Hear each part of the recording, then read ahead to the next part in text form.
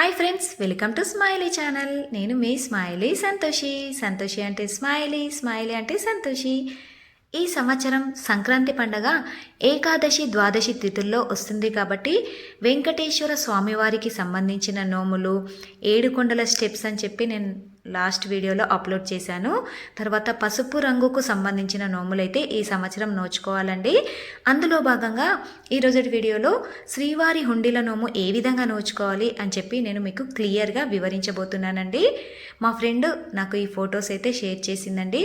శ్రీవారి హుండీల నోముకు వచ్చేసి 13 చెంబులు కావాలండి. రాగి చెంబులు, ఇత్తడి చెంబులు, స్టీల్ చెంబులు ఏవైనా కానీ తీసుకోవచ్చండి. ఒక్కో దాంట్లో 13 కాయిన్స్ వేసుకోవాలండి. వాటికి ఈ హుండీలాగా తయారు చేసుకోవాలన్నట్టు ఇక్కడ నేను ఫోటోలో క్లియర్గా చూపిస్తున్నాను చూడండి. ఇలా హుండీలాగా తయారు చేసుకోవాలి. ఒక్కో దాంట్లోకి 13 కాయిన్స్ వేసి ఆ చెంబు పైన వెంకటేశ్వర స్వామి యొక్క నామాన్ని అయితే పెట్టాలండి. పసుపు రాసి గంధము, పసుపు, కుంకుమలతో అలంకరణ చేసి వెంకటేశ్వర స్వామి యొక్క నామాన్ని కూడా అలంకరణ చేయాలండి. తర్వాత ఒక్కో దాంట్లో 13 కాయిన్స్ అయితే వేయాలి.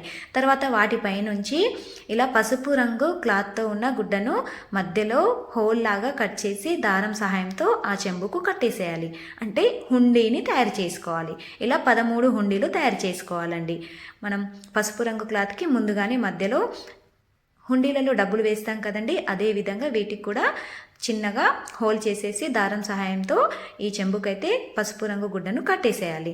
తర్వాత వెంకటేశ్వర స్వామి వారి యొక్క ఫోటోను పెట్టి జ్యోతులతో అలంకరణ చేసి ఈ విధంగా నేను ఫోటోలో చూపిస్తున్నాను చూడండి. మన ఇష్టానుసారంగా అలంకరణ అయితే చేసుకోవాలండి. 13 కూడా స్వామివారి ఫోటో ముందు పెట్టేసి ఒక మధ్య దాంట్లో గౌరమ్మను పెట్టేసుకోవాలి. గౌరమ్మను పెట్టేసి పుష్పాలతో అలంకరణ చేసి పూజ చేసి ఈ నోము అయితే నోచుకోవాలండి.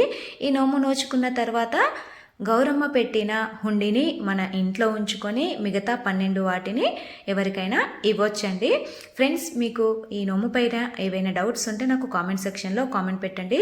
అలాగే నా ఛానల్లో భోగిపళ్ళు పోసేటప్పుడు పాడుకునే పాటలు, అసలు భోగిపళ్ళు ఎందుకు పోస్తారు అనే కథ, తర్వాత సంక్రాంతికి సంబంధించిన ఎన్నో రకాల కొత్త నోముల యొక్క వీడియోసు, పుష్య ఆదివారాల వ్రత కథలు, తర్వాత చక్కెర నోములు ఇంట్లోనే ఏ విధంగా ఈజీగా తయారు చేసుకోవాలి అని ఎన్నో రకాల వీడియోస్ నేను నా ఛానల్లో అప్లోడ్ చేశానండి. ఫస్ట్ టైం మీరు నా ఛానల్ చూసినట్లయితే సబ్స్క్రైబ్ చేసుకోండి. అలాగే ముందు వీడియోలో పసుపు రంగుకు సంబంధించిన నోముల యొక్క కొత్త వీడియోస్ కూడా నేను అప్లోడ్ చేస్తూ ఉంటానండి. Thank you for watching this video.